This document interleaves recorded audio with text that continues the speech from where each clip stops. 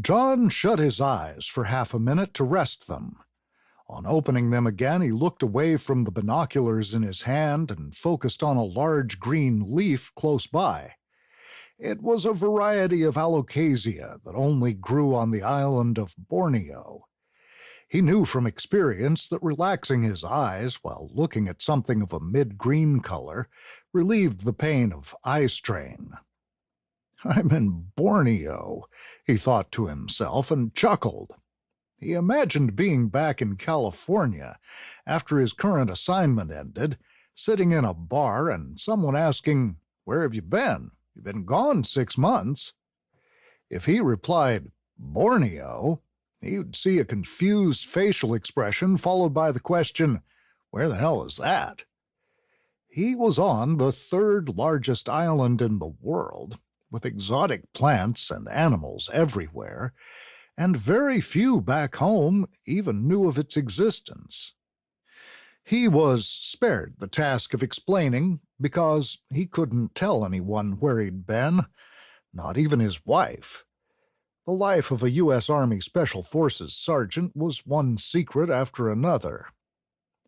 John returned his attention to the binoculars to watch the comings and goings in the campsite below. The Jemaah Islamiyah, an Indonesian Islamic terrorist organization, had established a secret camp in the highlands of Indonesian Borneo. The initial mission was to observe and report, but the situation had changed.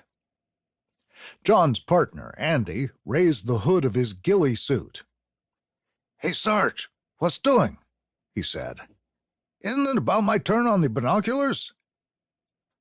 "Short shit just took a dump," John replied in a quiet voice bordering on a whisper. "Same time as yesterday," his partner chuckled. "Yep," John chuckled. "That guy's more regular than Flight 420 out of San Jose." He thought for a moment and shook his head. 18 years service, and what am I doing? Watching assholes take a shit. Andy turned his head toward John and smiled. "Do you think we should crawl down there tonight and measure the turd?" "Hey, intel's intel. You never know. The length of his turd might give us the key to defeating terrorism." "Either that or give us something to do," Andy said with a sigh. "Lying here day after day is downright boring." "Better than being shot at," John said. "I like the code names you gave them," Andy chuckled. "Chrome Dome, Short Shit, Boss Man, and Baggy Pants." "It's a lot easier to remember who's who than calling them subjects A, B, C, and D. With 9 of them, you could get mixed up." John handed his partner the binoculars. "Your turn," he said. "Maybe there'll be something more interesting in the next hour." "Yeah, they might show up with that guy they kidnapped. We call in a strike team, get him back, then get the hell out of here." "Might is a key word," John said. "What's the odds on that happening?" John looked at his teammate, Andy, a Filipino Special Forces corporal. It was a U.S.-Philippines joint operation. John liked operating with the Filipino military. They were the friendliest of people, but in the field they were totally professional. Andy adjusted the focus on the binoculars. "What the hell are they doing behind that hut?" he said.